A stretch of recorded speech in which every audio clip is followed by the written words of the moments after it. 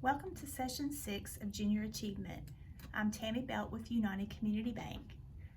So far in our first 5 sessions, we've learned about skills that have a positive effect on your future and on your finances. Things like choosing a career, getting your education, budgeting once you start making your money, and being a savvy shopper and knowing when to use credit and when not to. But sometimes bad things can happen even though you've made good choices in all of those areas. And that brings us to today's topic of insurance.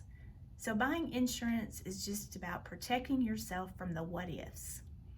It's just a safety net for you in case things happen that you hope never happen. But every day there are thefts, there are accidents, there are fires, and different things that can happen that could really cost you a lot of money if you haven't planned ahead and have insurance to cover those things. So today we're going to talk about what insurance can do for you. And it also may be necessary for times when we choose to participate in activities that are riskier than others. So research from the American Journal of Sports Medicine shows that male snowboarders suffer more head injuries than female snowboarders. So take a few minutes to think about this.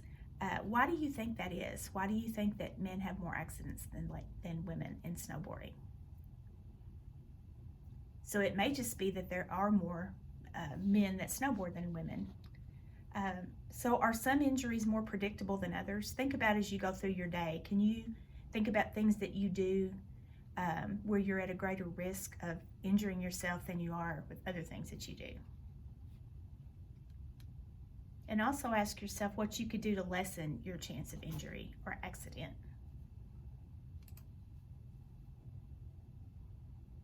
So risk, we've talked a lot about risk this morning already. Risk is just the possibility of financial loss or physical harm. Everything that you do in your life involves risk. Some things riskier than others, just like the snowboarding. So you make choices throughout the day, every day, that either increase or decrease risk to yourself. So insurance is just a contract that protects you against financial loss or damage in case one of these risky things happens to you. So it gives you money in case of an accident, illness, theft, also for your home, your car. You have medical insurance. You might have phone insurance on your smartphone. So if something really bad was to happen to you, say you lost your home to a fire and you didn't have any insurance, that could be devastating to your finances. If you had to buy a new house and you maybe still owed money on your other house, you still have to pay the money that you owe even though the house is gone. So insurance would pay that off so that you could buy another house, and that's where that would really help you. And things like that are unpredictable, so that's why you purchase insurance. No one knows that their house is going to burn. No one knows that they're going to have a theft or an accident. So a lot of times when you're paying insurance, you feel like you're just giving money away for nothing because that's really not going to happen to you. But you can't predict whether it will or not. So that's why insurance is so important.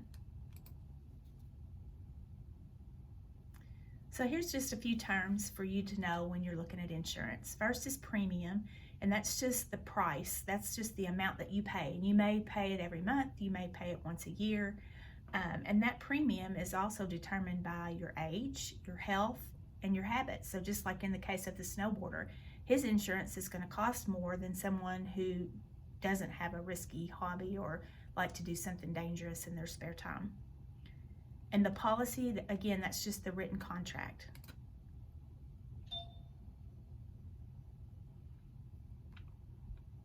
I'm going to go back for just a minute. So think back to when you were listing your skills and your things that you like. If you are interested in math, or if you have a skill in math, insurance companies have what they call an actuary. That's the job position, actuary. And their job is to look at all of these different risks we've talked about, and they predict the likelihood that that risk will happen to you. And they predict based on your health and based on your age how long they think it will be before they have to pay you a claim on your insurance. And they make really, really good money. So that's just food for thought, and that's how this kind of all ties together and looking at your skills and your interests and looking at different areas and how that can help you determine what job you may want. So a couple other terms is a deductible, and that's just the amount of money that you pay out of your own pocket before the insurance kicks in. So for instance, on my car insurance, I have a $2,500 deductible. So if I go out and hit a mailbox and I need to get my car fixed, I have to pay $2,500 up front before the insurance will pay the rest of what needs to be paid. And the higher your deductible is, the less amount you'll have to pay every month for your insurance.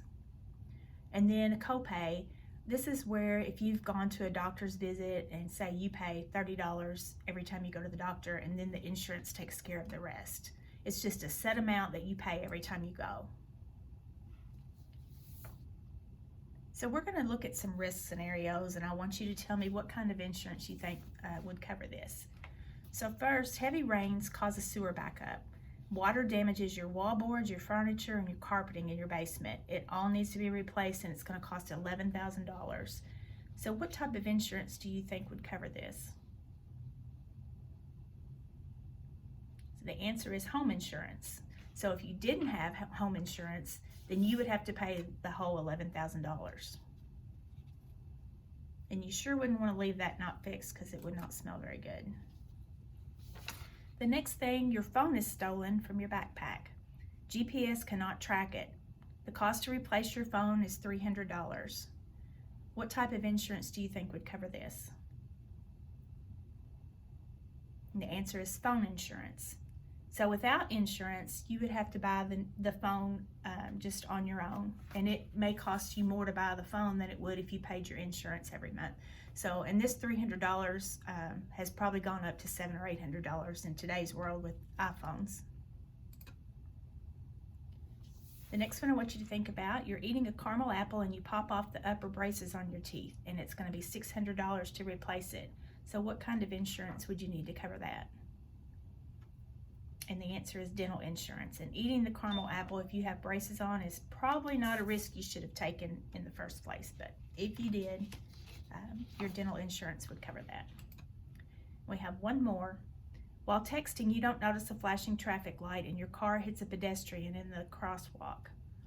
So you've got $64,000 worth of bodily injury to the person you hit, and you have $17,500 damage to your car. What type of insurance would cover that? And the answer is car insurance. So if you didn't have car insurance, you would be liable to pay for the $64,000 to the person and the $17,500. So you can see how that would add up really quickly if you don't have insurance, and that could wipe out your savings. You may have to sell your house. There's a lot of bad things that can happen if you end up liable for that cost.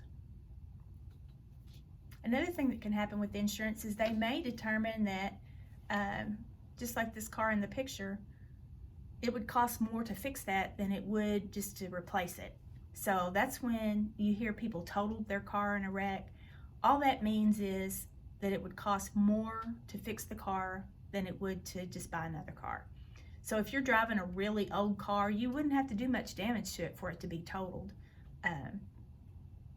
And if your car is totaled and you don't have insurance, then you just have to buy another one.